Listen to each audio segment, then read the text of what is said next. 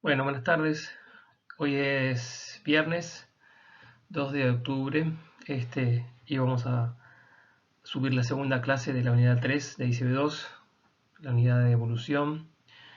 En la clase que subimos el miércoles, este miércoles pasado, hubo un pequeño error en que dijimos que la próxima clase por Zoom sería el viernes 15 de octubre, que en realidad el viernes al que nos referíamos es el 16 de octubre. ¿Sí? Ahí es donde vamos a tener entonces la clase de repaso, o más bien de ver preguntas de tipo parcial para la unidad de evolución y para la unidad de ecología. Bien, en la clase pasada nos dedicamos la clase un poco a hablar de esta primera parte, de las qué queremos decir cuando hablamos de evolución y qué tipo de evidencias de líneas de evidencia distintas pueden encontrarse para visualizar al proceso evolutivo como lo que es un principio científico. Y al final vimos algo del aporte de Darwin y también de alguna manera comparado con los conceptos previos de la evolución por caracteres adquiridos que proponía Lamarck. Hoy vamos a dedicar la clase básicamente a mecanismos evolutivos y en realidad al comienzo vamos a hablar de la variación, algo que es eh, básicamente la variación es la materia prima de la evolución, y entonces vamos a recordar un poco, por más que ustedes lo han visto, cuál es el origen y cuál es el mantenimiento de la variación en los organismos. Muy bien, vamos entonces a empezar la clase. Bueno, en la clase pasada terminábamos por acá, justamente cuando queríamos presentar un poco cuál había sido el aporte fundamental de Darwin, no en proponer a la evolución como tal, sino proponer un mecanismo plausible de la evolución, que es la selección natural. Eh, Básicamente lo que Darwin propuso fue entonces que las poblaciones de organismos presentan características que presentan variaciones, valga la redundancia, y algunas de esas variaciones van a tener base genética, por lo tanto hablamos de variaciones heredables. Cuando esas características presentan algunas, pueden presentarse como favorables para la supervivencia, pero en particular favorables para la reproducción, entonces los individuos que son portadores de esas características van a dejar más descendencia. Ese es entonces el mecanismo de la selección natural. Entonces, los individuos que poseen las características favorables dejan más descendencia y por lo tanto, en realidad, la selección natural no se debe visualizar a nivel de un individuo, no es que un individuo cambie, sino que un individuo posee las características a nivel de los alelos, a nivel genético, posee ciertas características que en ciertas circunstancias, además, que puede cambiar, pero en ciertas circunstancias entonces afecta la contribución genética a la siguiente generación. Por lo tanto, el cambio que produce la selección natural no debe verse a nivel de los individuos, sino a un nivel de poblaciones y de generaciones de esas poblaciones. Entonces, esa característica se utiliza la expresión de que bueno, es seleccionada a favor por selección natural, entonces va, o puede ser seleccionada en contra, obviamente. Si es seleccionada a favor, va a aumentar la proporción de esa característica, entonces en una cierta población, en la cantidad o la proporción de individuos que poseen esa característica. Y entonces ese aumento en la cantidad de individuos que posee esa característica es lo que en definitiva es el resultado que se puede llamar, por ejemplo, como una adaptación, ¿sí? Vamos a volver a eso más tarde, que es básicamente el resultado de este proceso selectivo. Pequeños cambios a través del tiempo, a través de este mecanismo de selección natural, entonces es lo que a veces se denomina microevolución, mientras que una acumulación importante de cambios, que además tienen no solamente procesos de selección, sino un importante efecto del azar, como vamos a ver más adelante, y que genera, por ejemplo, la aparición o la desaparición de especies, es lo que se suele denominar macroevolución. Cambios mucho más grandes y mucho más largos en el tiempo. Bien, pero entonces lo que de la idea básica que propone Darwin, entonces la variación, y en particular la variación heredable, es decir, la variación a nivel de los genes, del genoma, es una herramienta fundamental para la evolución por selección natural o para la evolución por cualquier mecanismo, como vamos a ver más adelante. Entonces, solamente a modo de recordatorio, porque ustedes lo han visto, es, bueno, ¿de dónde proviene la variación? Para empezar, la variación en el genoma proviene, o las variantes nuevas que se pueden llegar a ver, proviene de las mutaciones. Las mutaciones son cambios en el genoma. El genoma es el conjunto de la información genética de un organismo, ¿verdad? Y por diferentes motivos pueden darse cambios a nivel de justamente de esta información genética, que es lo que se conoce como mutaciones.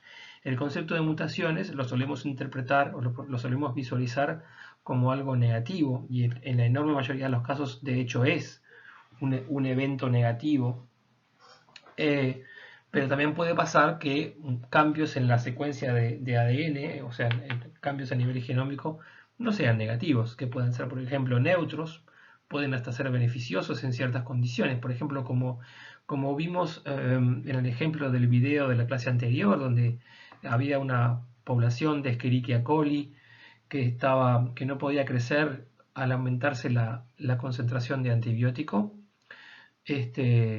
Bueno, pero esta bacteria se seguía reproduciendo, en algún momento aparecía una variante que implicaba entonces la aparición de ciertos organismos, ciertos individuos resistentes, y entonces ahí pasaba a crecer. Esas mutaciones entonces fueron beneficiosas en el contexto justamente de la presencia del antibiótico.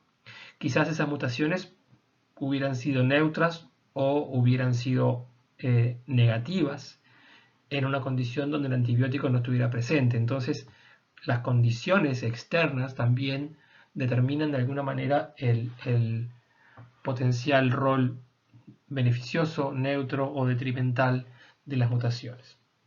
Entonces, las mutaciones son modificaciones en la secuencia del ADN.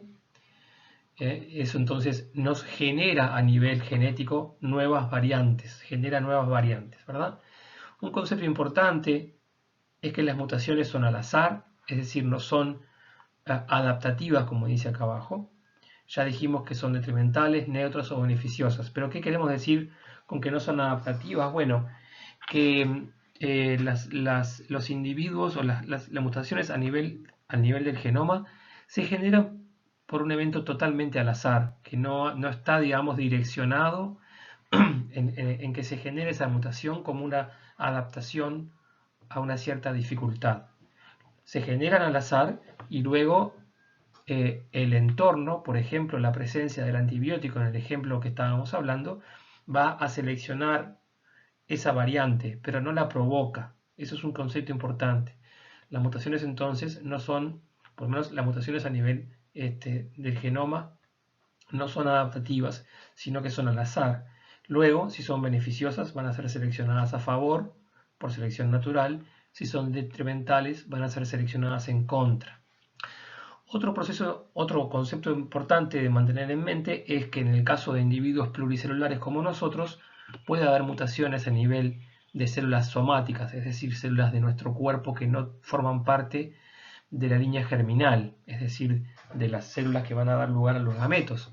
Esas mutaciones entonces que pueden ocurrir, que pueden ser detrimentales por ejemplo, o que podrían ser, ¿por qué no?, beneficiosas, ocurren durante el proceso de mitosis normal que ocurre en un organismo pluricelular. Pero esas mutaciones, desde el punto de vista evolutivo, no tienen realmente consecuencia porque al no formar parte de las células reproductivas, no van a pasar a la generación siguiente. O sea, que las mutaciones, digamos, se van a transmitir a la generación siguiente si están presentes en las células reproductivas de los organismos y no en las células somáticas. Bien, Evidentemente, para terminar lo que estábamos diciendo ahora, si las mutaciones vienen arrastradas, por ejemplo, del gameto que dio lugar a un organismo, bueno, esa mutación va a estar presente en todas las células del organismo, tanto las somáticas como las células reproductivas. Simplemente porque va a estar presente en el cigoto, que es la primera célula de ese organismo que se formó. Sobre las mutaciones hay eh, mucha información disponible, pero desde el punto de vista de lo que nosotros pretendemos dar, bueno, ¿qué son realmente a nivel, entre comillas, bioquímico? Las mutaciones, bueno, son, eh, como dijimos, cambios en la secuencia de ADN que pueden ocurrir, por ejemplo, por un cambio en un par de, solamente en una base nitrogenada del ADN, ¿verdad? Eso es un cambio que entonces se puede producir, por ejemplo, en la replicación del ADN, que ya vimos que es un proceso previo a la división celular. Puede ocurrir un error en donde una base se cambia por otra. Eso es algo que es muy posible que ocurra. Entonces, este cambio en un par de bases puede tener efectos relativamente menores o puede tener efectos bastante más grandes. Cuando hay una sustitución de base, quiere decir que hay un cambio de una base nitrogenada por otra en el ADN. Ese cambio va a ocurrir a nivel del codón. ¿Se acuerdan de la secuencia de 3 nucleótidos que determinan, a la hora de la traducción, determinan un cierto aminoácido u otro en la proteína que se está codificando?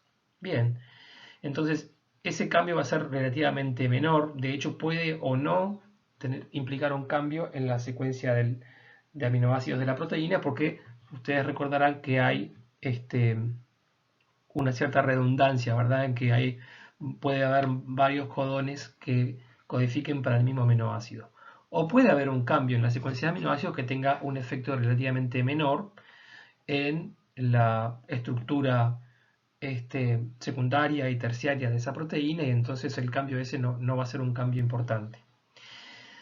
En el caso de la eliminación o adición de bases, ahí sí va a haber un cambio importante, porque ahí lo que se dice es que cambia el marco de lectura. Ahora vamos a ver en la transparencia siguiente qué queremos decir con eso, pero son cambios muy drásticos a la secuencia de aminoácidos de la proteína, que más que probablemente no se va a formar o se va a formar en forma completamente no funcional. Luego tenemos mutaciones que van más allá de un cambio en pares de bases en lugares específicos, como las mutaciones puntuales que vimos recién, y se dice que son mutaciones cromosomales, que pueden ocurrir en uno o más cromosomas o incluso en todo el genoma. Por ejemplo, el genoma se puede duplicar entero. Este tipo de mutaciones más probablemente ocurran durante el proceso de recombinación homóloga en la meiosis, que lo vimos en la unidad 1, cuando hay un intercambio, por ejemplo, de material genético entre cromosomas homólogos. También puede ocurrir durante la replicación del ADN, pero son cambios a nivel de muchos genes, de trozos enteros del ADN de un cromosoma. Puede haber, por ejemplo, un fenómeno de transposición, en donde se puede dar vuelta, por ejemplo, un trozo de ADN, de un segmento del cromosoma.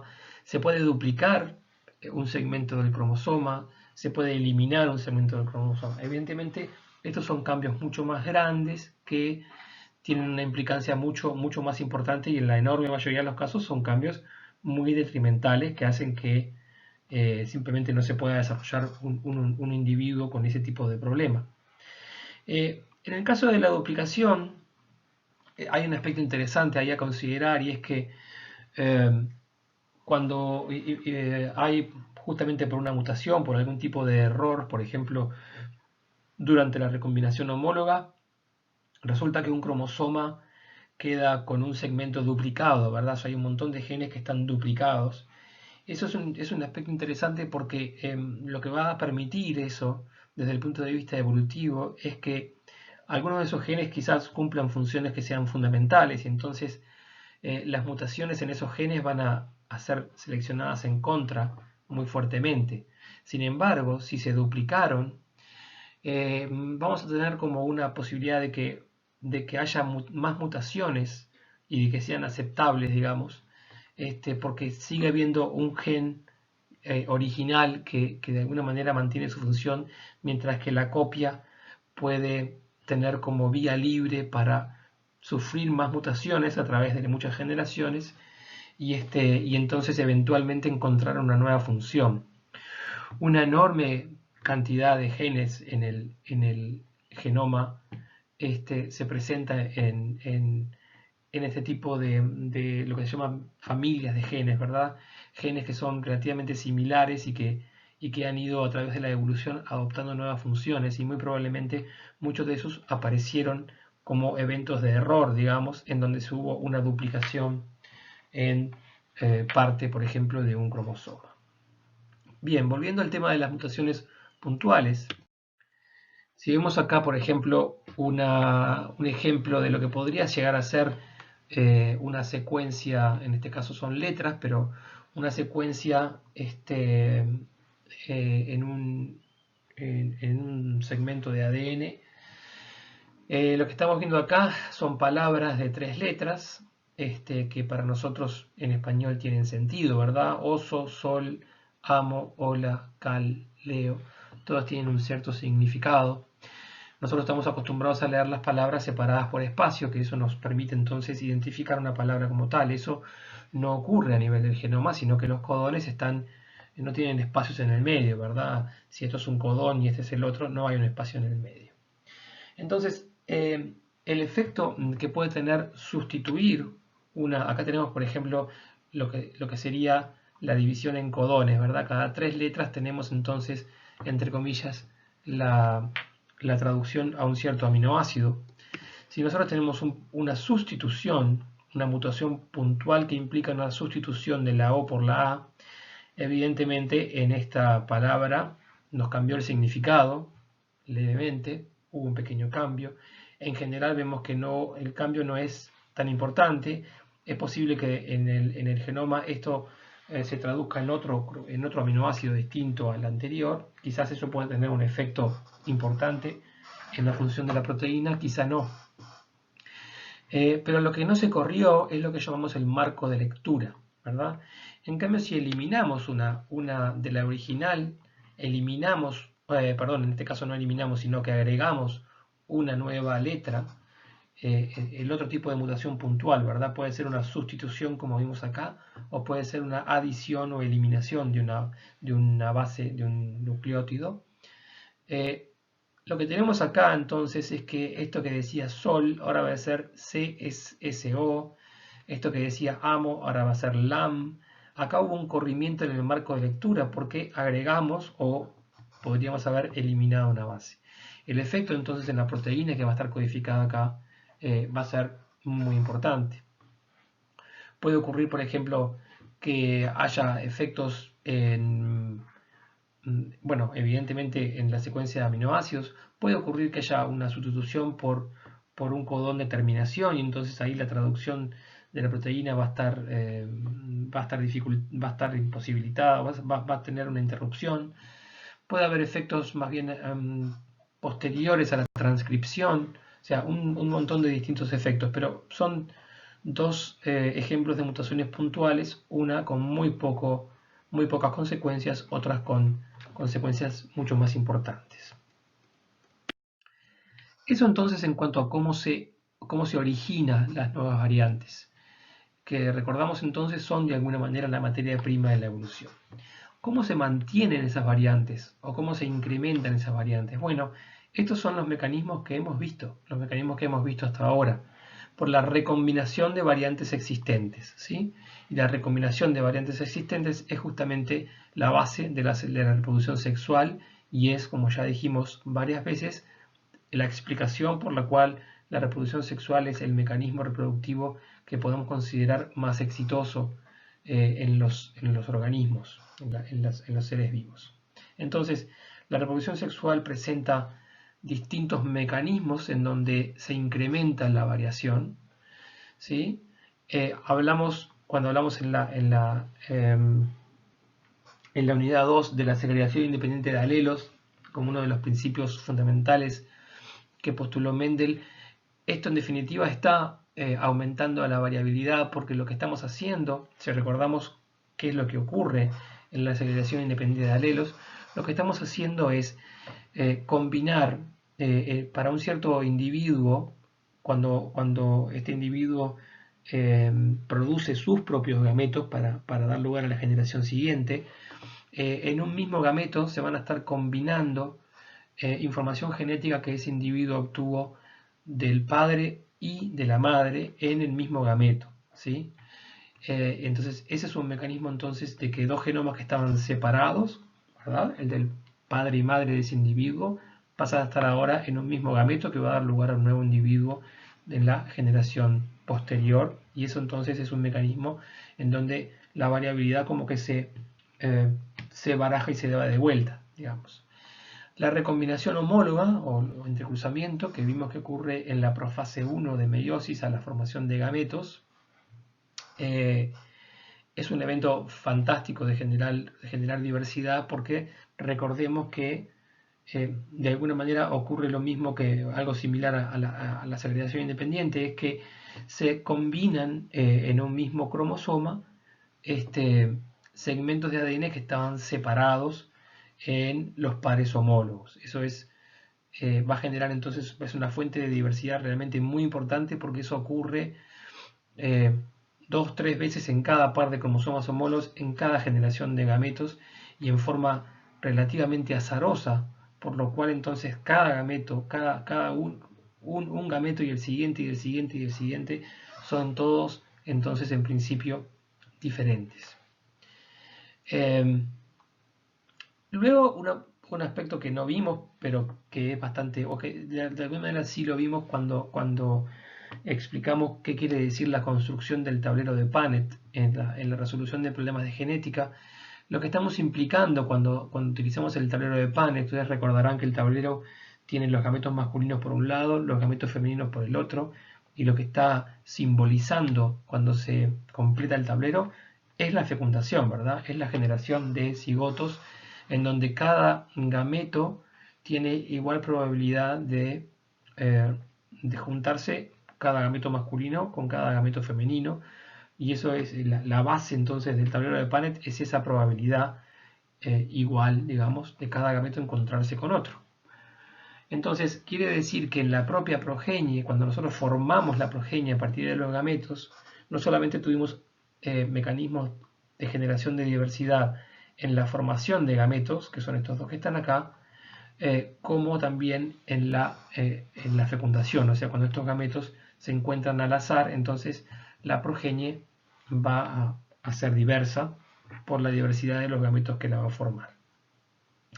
Esto que lo entendemos como algo muy, muy claro, en realidad hasta los conceptos de Mendel no era así, sino que, como dijimos ya, el concepto de la herencia mezcladora, en donde las variantes se mezclaban en forma irreversible, de alguna manera implicaba que generación tras generación íbamos perdiendo diversidad en vez de incrementar diversidad.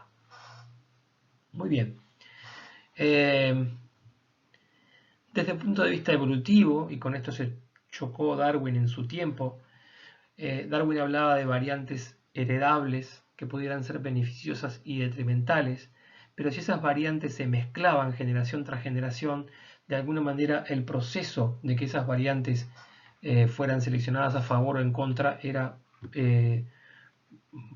imposible, básicamente, porque las variantes iban a estar todas mezcladas, tanto las beneficiosas como las detrimentales.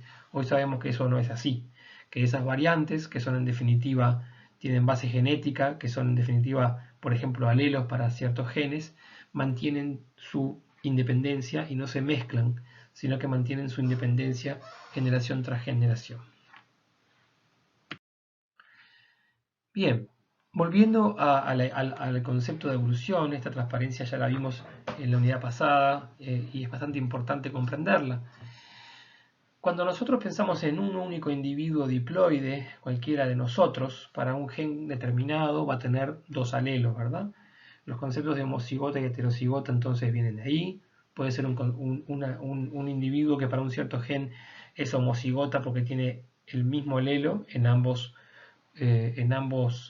homólogos, digamos, para ese locus, o heterocigotas si tienen alelos distintos. Lo que estas letras simbolizan entonces, el redondel grande, digamos, simboliza una población, y cada uno de estos óvalos es un individuo. Y en el caso de las X, cada X, X1, 2, 3, podrían ser muchas más, son distintos alelos entonces para un cierto gen. Entonces cada individuo es diploide. Pero en una población podemos tener entonces muchos alelos. Entonces aparece un concepto nuevo cuando pasamos del nivel de organización individuo a nivel de organización población. Y ustedes recordarán que en biología ocurre eso, ¿verdad? Cuando se sube un nivel de organización aparecen lo que se llaman las propiedades emergentes, que no existían en la población anterior. Y bueno, en este caso, por ejemplo, una de las propiedades que podemos hablar para los alelos de un cierto gen a nivel de una población son las frecuencias alélicas. ¿Qué quiere decir esto? Bueno, las frecuencias alélicas es, para esta población, si tomamos en cuenta todos los alelos presentes en esa población, podemos decir, bueno, el 60% son X2, el 30% son X1, el 10% son X3. Son números que estoy inventando, pero claramente si uno mira esta figura, hay más rojo que los otros colores, ¿verdad? Por lo tanto, el alelo X2 es más frecuente en esta población que el alelo X1 y que el alelo X3. Muy bien, esto es lo que se llama el acervo genético de una población, ¿verdad? O sea, la suma de todos los alelos para un cierto gen y para todos los genes es el acervo genético de esa población. A veces se habla de gene pool en inglés, a veces lo pueden encontrar como poza génica en español o acervo genético. Toma diferentes nombres, pero bueno, el concepto es ese. Y lo que ocurre entonces con el tiempo, recuerden el concepto entonces de frecuencias alélicas, ¿sí? Es que puede pasar esto.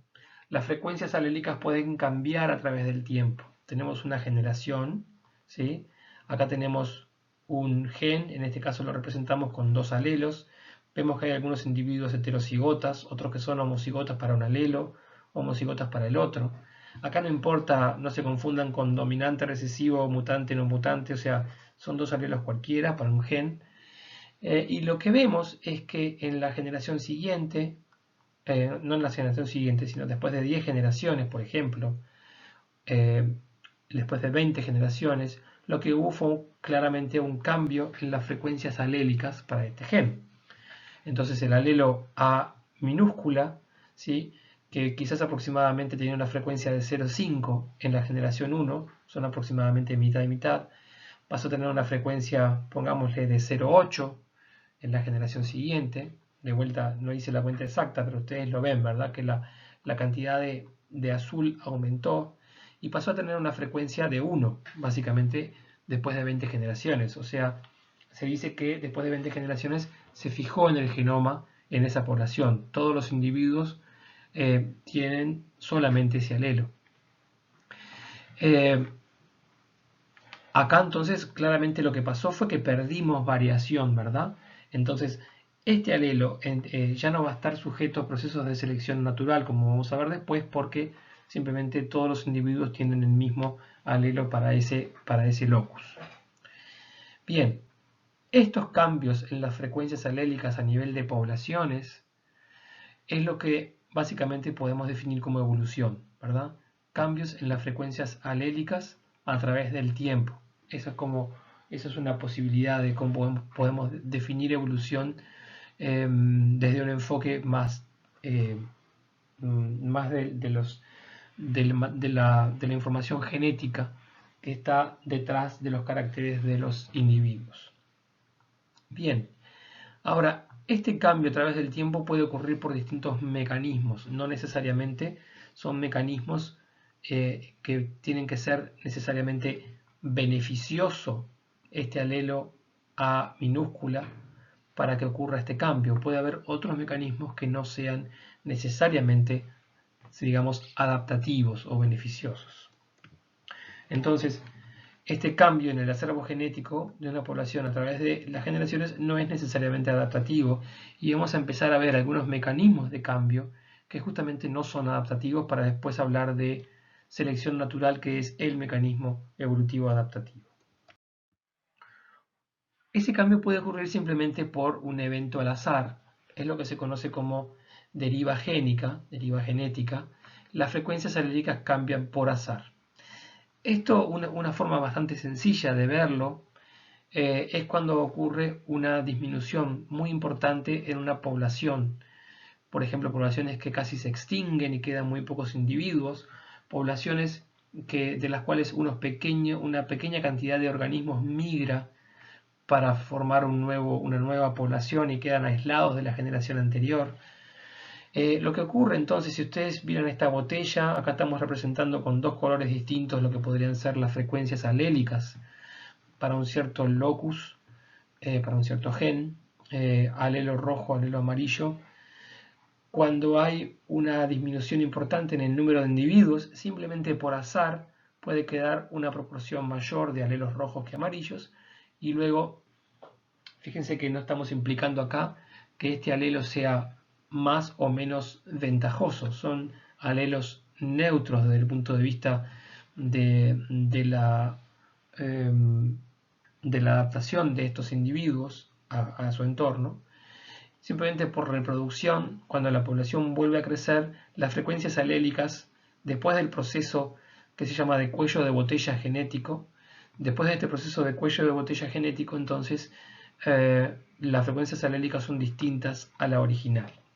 Estos son procesos importantes en programas de conservación. Hay entonces que tomar en cuenta que cuando la población de un cierto organismo disminuye mucho en su tamaño o queda excesivamente fragmentada porque se conservan los ecosistemas pero en zonas muy fragmentadas una de otra, lo cual implica entonces que en cada uno de esos lugares van a haber poblaciones aisladas de las otras.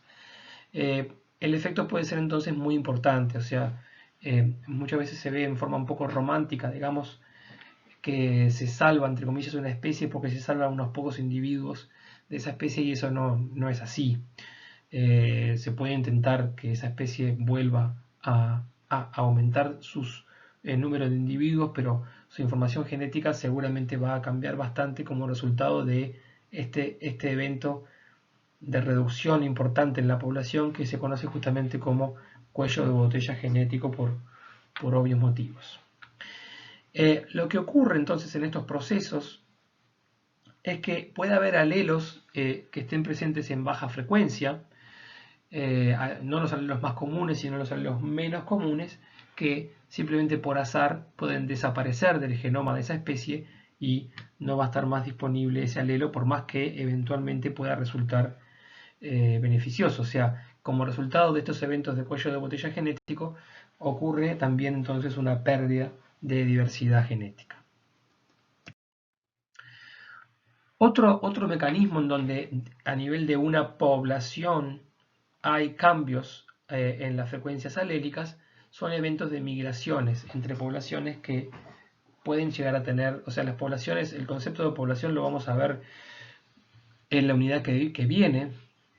Es un concepto muy básico de ecología, pero básicamente es un número, entonces un grupo de organismos de la misma especie que conviven en tiempo y espacio.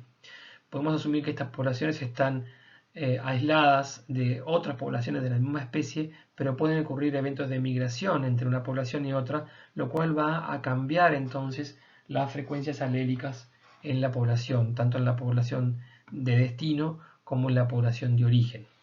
Este tipo de fenómenos han sido, a través de la evolución, procesos muy importantes como procesos evolutivos, o sea, procesos a nivel poblacional de cambio en las frecuencias alélicas de los genomas, digamos. ¿Por qué? Capaz que ustedes se preguntan, bueno, pero ¿por qué tengo si es la misma especie, por qué tengo una población con alelos distintos acá y acá?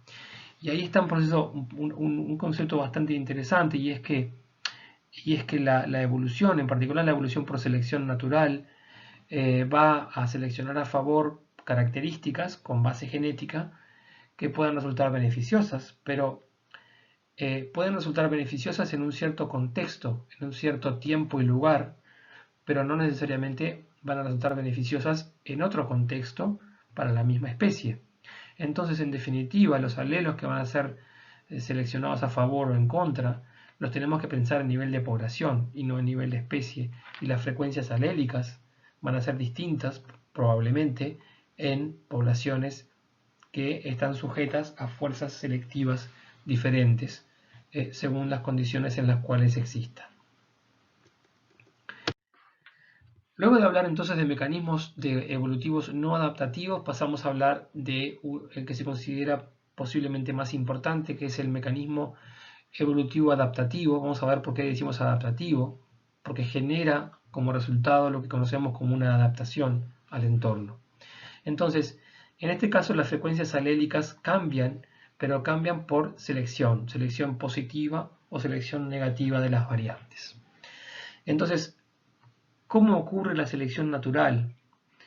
Tenemos que recordar que es un proceso básicamente pasivo, es decir, no necesariamente implica, o más bien no implica, entre comillas, lo que podemos visualizar como la voluntad de los organismos, sino que es un proceso que ocurre básicamente como algo matemático si se dan estas cuatro condiciones. Por eso a veces se habla de requisitos para el proceso de selección. Para empezar, los caracteres que van a sufrir selección natural, positiva o negativa, tienen que presentar variación. ¿Sí? Son caracteres que presentan variación, pero esa variación tiene que tener base genética, no puede ser variación simplemente sin base genética, sino que tiene que haber una cierta, al menos una cierta, en parte tiene que tener base genética. Los individuos que son portadores de las diferentes variantes tienen que tener reproducción diferencial para que ocurra el proceso de selección. Y tiene que haber, en general, una sobreproducción de individuos y límites para el crecimiento poblacional. Vamos a ver cada uno de estos casos, cada uno de estos conceptos uno a uno. Ya hablamos de la variación, ¿verdad? La variación como el resultado más importante entonces de la reproducción sexuada. Hablamos de las mutaciones como el origen de esa variación. Y entonces una cosa que podemos asumir es que en la naturaleza la variación es la norma, no es la excepción. Es decir, los organismos son básicamente la enorme mayoría de los organismos, y en la enorme mayoría de los caracteres a nivel de una población se presentan variaciones.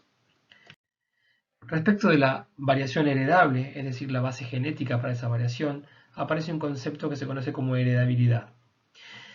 Estas gráficas lo que muestran es en realidad algo más abstracto, que es, imagínense que ustedes pudieran medir una cierta característica, un cierto carácter de los individuos. Cada uno de estos puntos simboliza un individuo distinto, y ese carácter tiene su base genética, que dice acá valor genotípico, ¿verdad? O sea, está determinada por los genes y por los alelos de esos genes.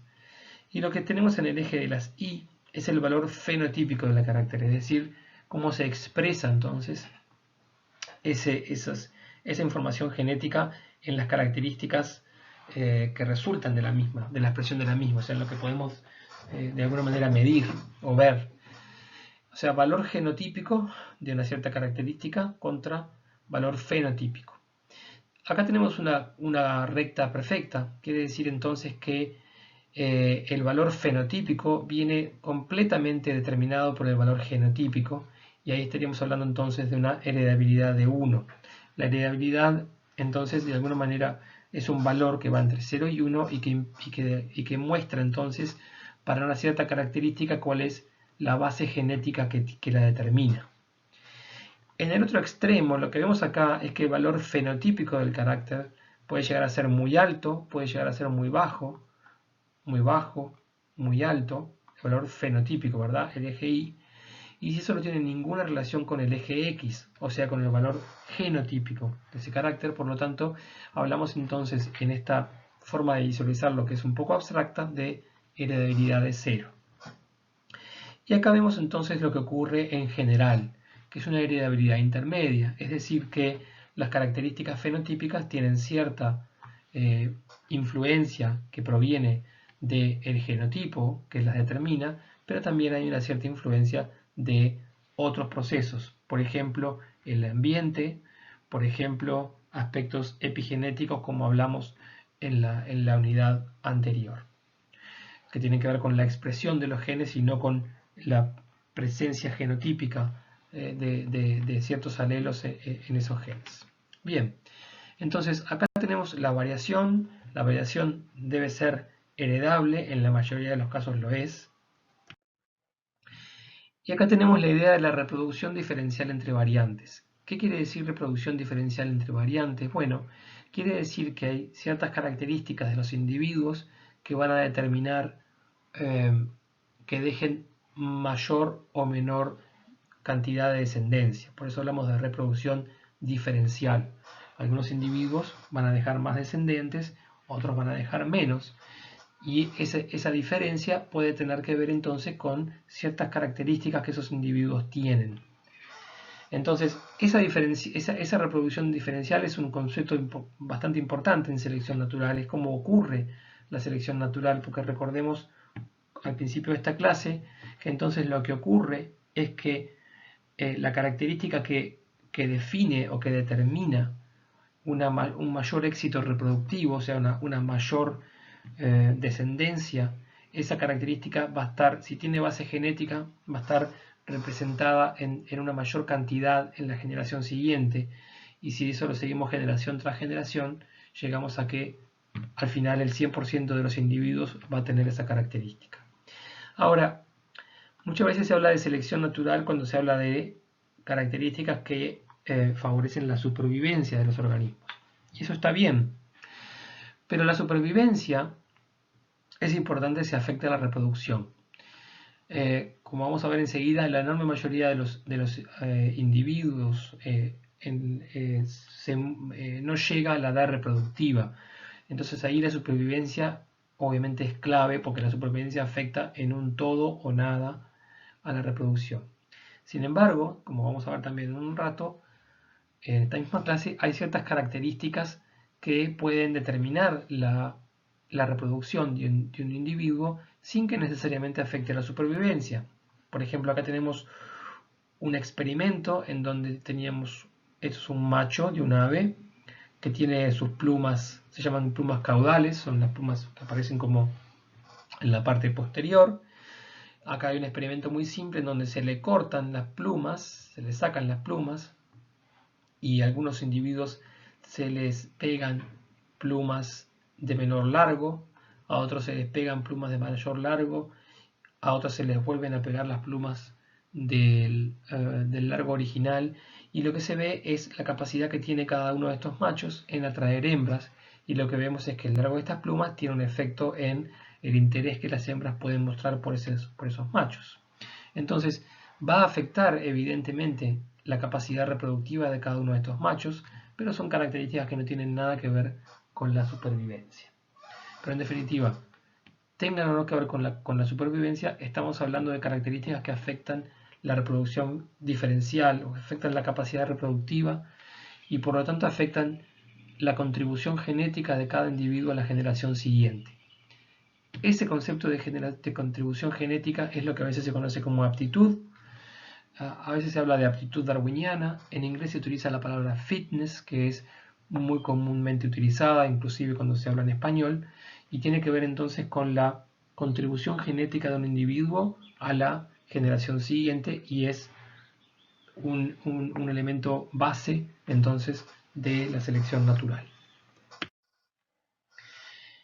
Y luego algo que suele ser, que es algo que podemos tomarlo como natural, y es la sobreproducción y el límite al crecimiento poblacional. O sea, en la mayoría de las especies, o en todas las especies, en realidad se generan más individuos que los que van a sobrevivir, ¿sí? Por ahí hay una sobreproducción de individuos, pero hay límites a cuánto una población puede crecer. Esos límites vienen dados justamente por el entorno. Entonces, si nosotros no tuviéramos límites al crecimiento poblacional, pensemos en un par de elefantes, macho y hembra, se reproducen cada 10 años, lo hacen aproximadamente durante 60 años, estos son datos reales, y lo que vemos es que en 500 años de este par de macho y hembra obtendríamos 15 millones de elefantes si los elefantes tuvieran vía libre para aumentar sus poblaciones. Eso evidentemente no es lo que ocurre. Lo que ocurre es que si las condiciones son relativamente estables, los tamaños de las poblaciones van a ser relativamente estables. Quiere decir que se producen muchos más individuos de los que van a sobrevivir. Entonces hay una sobreproducción de individuos, ¿sí? Y la enorme mayoría de los individuos muere en realidad antes de alcanzar la madurez sexual. Vamos a ver que cuánta sobreproducción de individuos hay y algunas especies tienden a producir en mucho exceso, otras tienden a producir en menos exceso. Vamos a ver que eso también son conceptos de ecología que vamos a revisar en la semana que viene.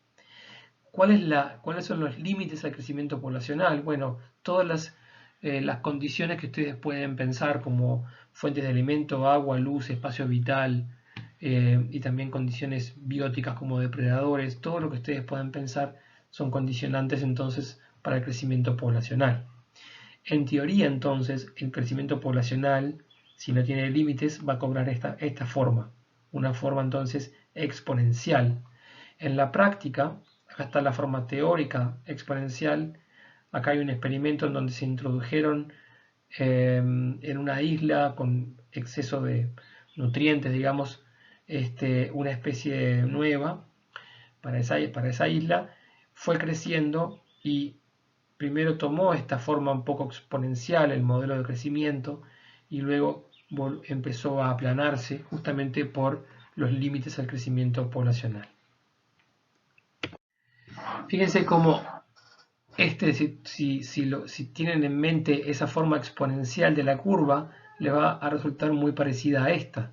Y justamente eso es lo que pasa. Esta es la población humana en la historia de los últimos 2000 años, digamos. Y esto es lo que ha pasado en los últimos años, una explosión poblacional en el ser humano determinada por diferentes aspectos como el aprovechamiento de los recursos a través de la agricultura, un aprovechamiento de los recursos muy diferencial a lo que era antes, también menor mortalidad por avances en la medicina, por diferentes motivos, pero este aumento poblacional entonces que evidentemente no es sostenible porque el entorno nos va a generar límites a nuestro crecimiento poblacional y eso es algo que las próximas generaciones necesariamente van a tener que atender. Y por suerte, en realidad en los últimos tiempos y ya los últimos modelos están mostrando como se dice una ralentización, o sea, se empieza a acostar la curva de crecimiento poblacional y es algo que va a ser bastante importante para asegurar la sostenibilidad. Bien, entonces acá vimos un poco el concepto de sobreproducción de organismos y de límites del crecimiento poblacional. Volvemos a ver entonces las 4 condicionantes que vimos antes para los procesos de selección natural: variación, bases genéticas para la variación, reproducción diferencial entre variantes, sobreproducción y límites al crecimiento poblacional. Dadas estas condiciones, entonces, la selección natural ocurre en forma automática, ocurre en forma pasiva.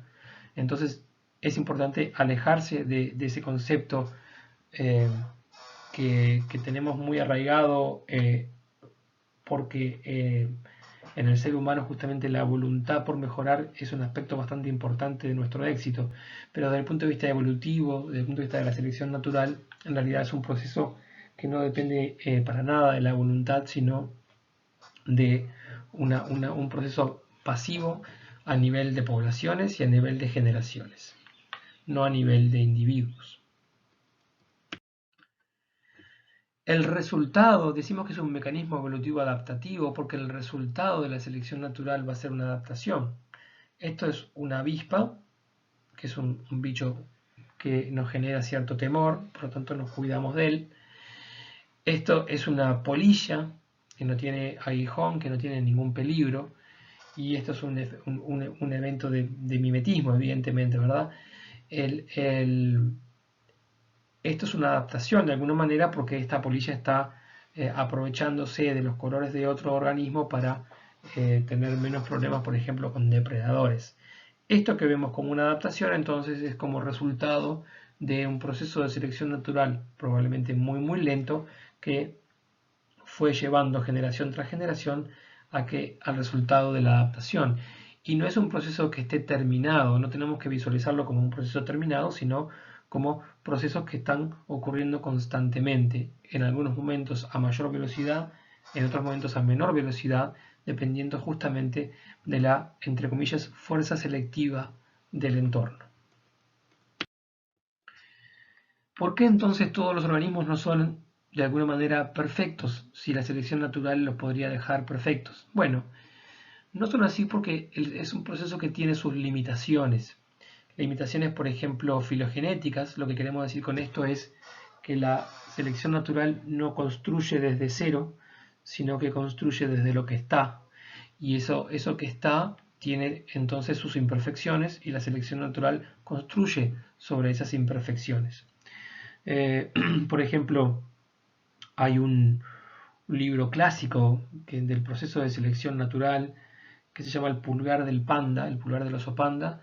El oso panda, como ustedes capaz que saben, se trepa a cañas de bambú para comer. Las cañas de bambú son bastante finas, o sea que tiene requisitos, digamos, para poder treparse como a un palo, ¿no?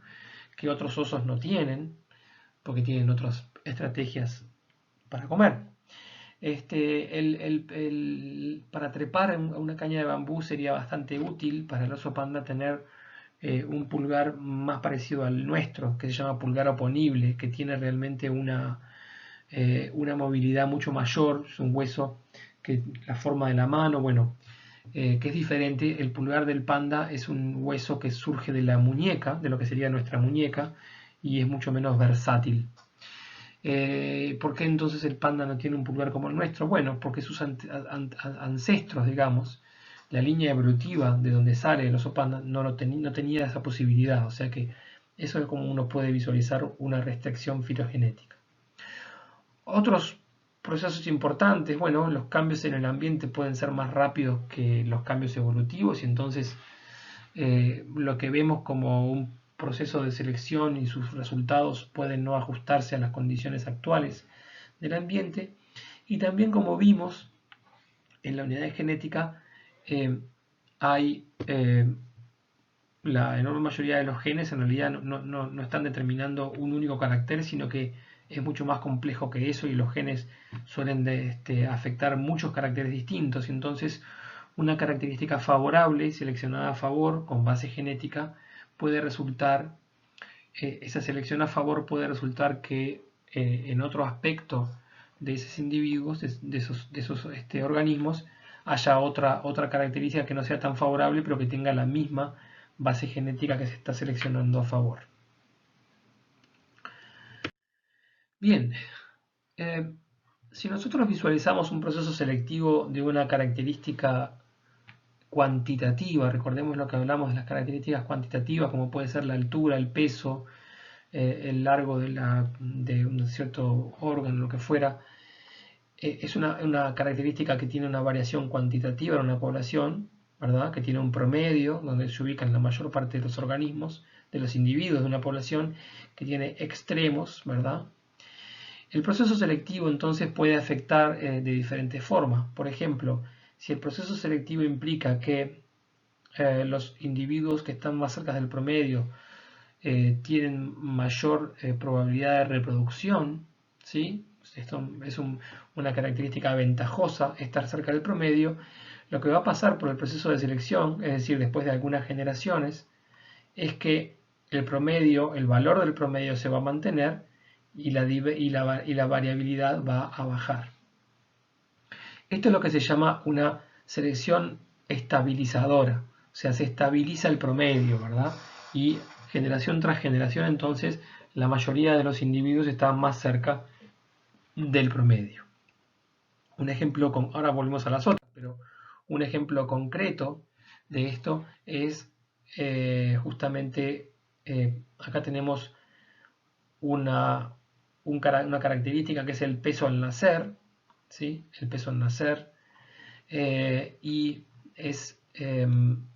hay un promedio, hay individuos que nacen con mucho peso, hay individuos que nacen con poco peso, la mayoría nacen con pesos al promedio, ¿verdad? Esto es una típica curva entonces de variabilidad de una característica cuantitativa, y lo que está representado en el eje Y es la frecuencia o el porcentaje de la población que nace con un cierto valor.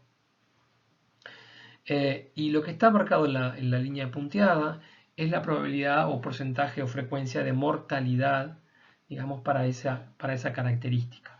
¿Qué es lo que vemos acá? Bueno, que los individuos que nacen con mucho peso tienen alta probabilidad de mortalidad. Los individuos que nacen con poco peso tienen también alta probabilidad de mortalidad. Los individuos que nacen cerca del promedio, su peso de nacimiento cerca del promedio, tienen la probabilidad de mortalidad más baja. Por lo tanto, este es un ejemplo concreto de de un tipo de selección estabilizadora.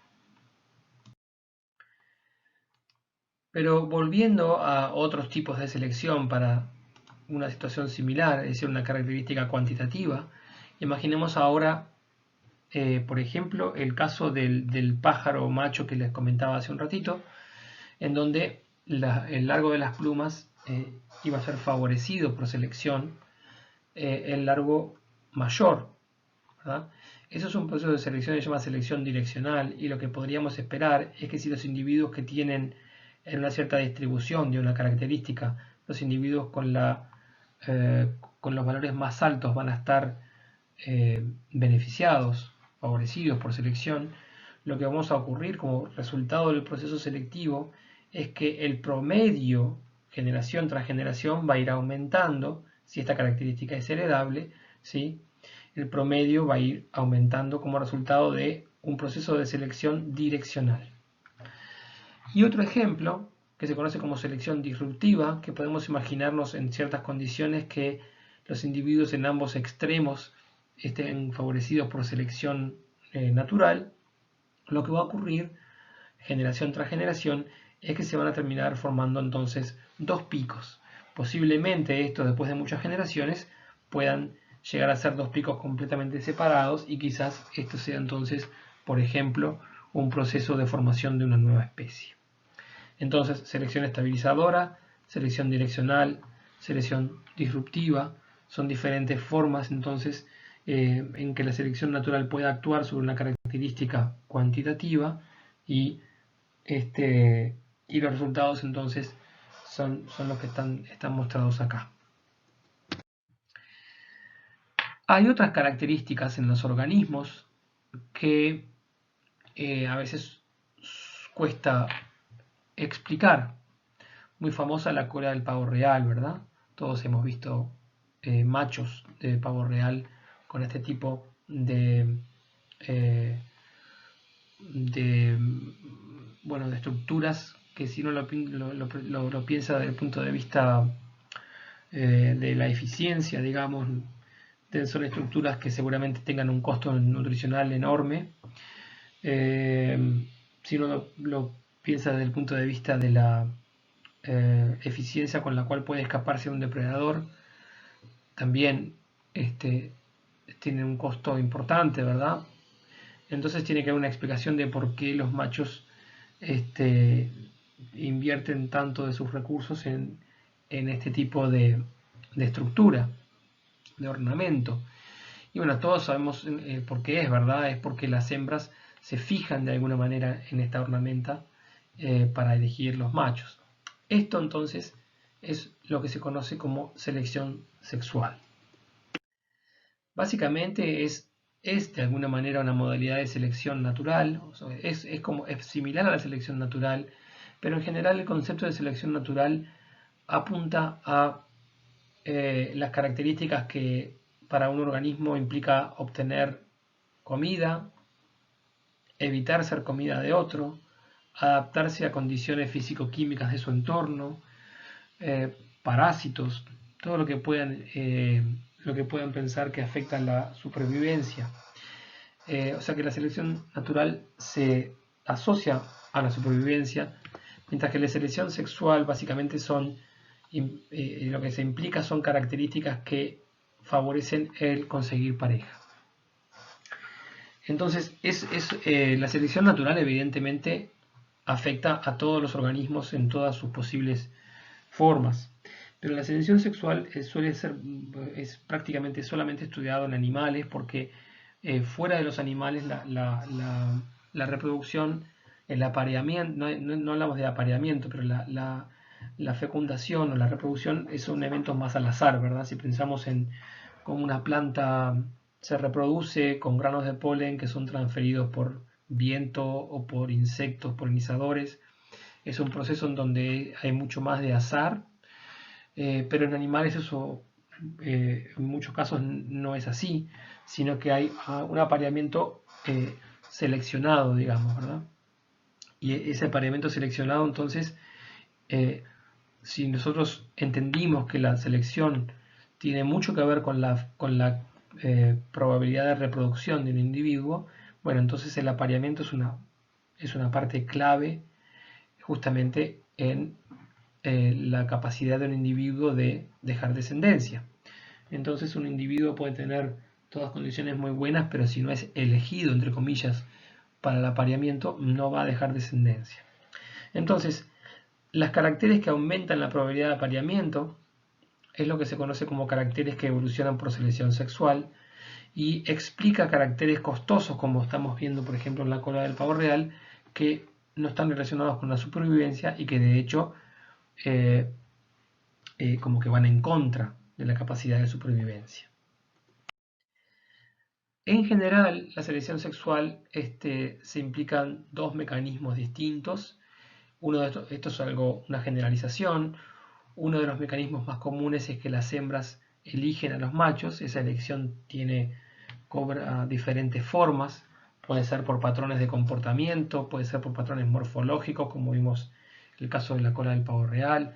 Puede ser por una cierta capacidad de inversión en la progenie, tanto de inversión directa como de inversión indirecta a través de un cierto territorio, en una enorme variabilidad, pero toda esta variabilidad se reúne en este concepto de que las hembras eligen a los machos.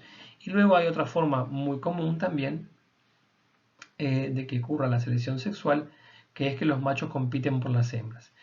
Esa competencia puede ser, por ejemplo, un macho puede querer monopolizar un territorio y la hembra elige de alguna manera en forma indirecta el territorio.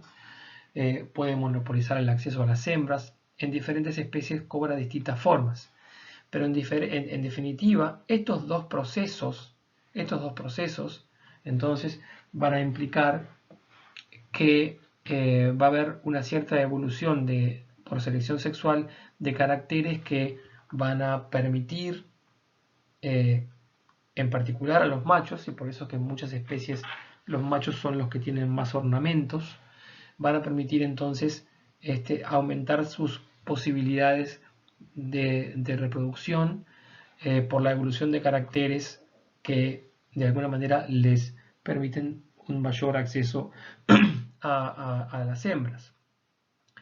Bien, por supuesto que hay casos que son al revés, que las hembras compiten por machos o que los machos son los que eligen, pero son casos excepcionales, y son casos excepcionales porque justamente la norma, o porque es mucho más común que las hembras sean las que elijan y que los machos sean los que compitan. Bueno, es más común por un concepto bastante fundamental en comportamiento animal, y es que los dos sexos tienen una inversión diferencial en la progenie. La inversión ocurre, por ejemplo, a nivel de los gametos. La hembra es el sexo que tiene el gameto de mayor tamaño, por lo tanto hay una inversión de recursos mucho mayor en la formación de ese gameto. y esa inversión de recursos mayor implica que la hembra pueda tener menos gametos, menos gametos que los machos. Entonces, desde ese punto de vista, la hembra tiene menos gametos y invirtió más en cada uno de ellos. En los machos es al revés, los gametos tienen una inversión nutricional menor y tienen por lo tanto también un mayor número de gametos, y en muchos casos no hay cuidado parental, pero en casos en donde hay cuidado parental, a veces ocurre que la hembra es la que lleva adelante entonces ese cuidado parental. Esto es una generalización y hay que pensarlo como tal, digamos, y hay una cantidad importante de situaciones distintas. Y también es importante no interpretar esto desde el punto de vista de nuestra especie, en donde se mezclan aspectos de nuestra propia biología, pero también aspectos culturales que no tienen nada que ver con lo que se está hablando. O sea, esto es en realidad una generalización bastante abarcativa de cómo se puede ver en forma general que funciona la selección sexual como un proceso evolutivo. Entonces, una de las cosas en donde que a veces se dice es que, bueno, el éxito reproductivo, la capacidad de los machos de dejar más progenie, va a estar limitado por el acceso a hembras, y el éxito reproductivo de las hembras va a estar limitado por el acceso a recursos, porque su inversión es mayor. Son conceptos que tienen, hay que verlos también en su propia moderación, y que tienen también no solamente excepciones, sino también muchas opiniones que los relativizan de alguna manera. Pero desde el punto de vista general de cómo ocurre la selección sexual, son conceptos muy aceptados. Bien, entonces hablamos de procesos de selección, procesos evolutivos no adaptativos, como la deriva génica, como las migraciones. Hablamos de procesos adaptativos, como la selección natural, hablamos de procesos que favorecen la contribución de genética a la siguiente generación, o la probabilidad de apareamiento, como la selección sexual. En definitiva, entonces, lo que vamos a tener son distintos procesos que van a llevar adelante como mecanismos este proceso de cambio en frecuencias alélicas en una población, y esta es entonces la definición de evolución que es importante que retengan, ¿verdad? Son cambios en frecuencias alélicas en una población a través del tiempo, a través de las generaciones, y hay diferentes mecanismos que son los que llevan adelante o de alguna manera dirigen este cambio.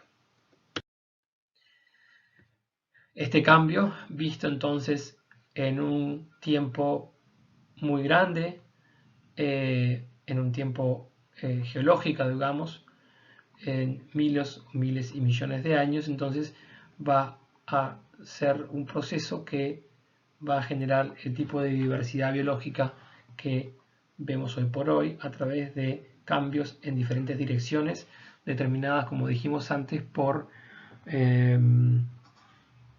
distintas condicionantes o presiones selectivas que el entorno va a ejercer.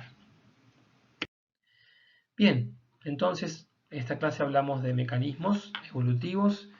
Se fue un poco más larga de lo que tenía previsto, y bueno, espero que tengan un buen fin de semana, que se tomen su tiempo para aprovechar esta clase, y el miércoles estaremos subiendo la tercera clase de la unidad de evolución, que vamos a hablar de origen de las especies, origen de la vida, para terminar entonces esta unidad de evolución. Muy bien, chao, chao.